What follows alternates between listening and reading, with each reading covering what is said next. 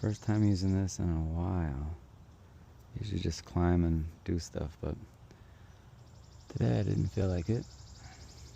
We got a running bowline on a running bowline on a double-sided chain.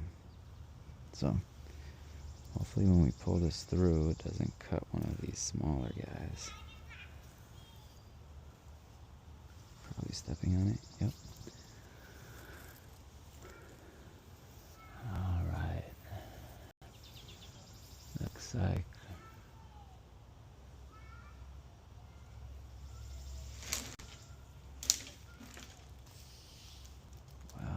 we need a little bit more on that, but I'm excited to see how it works.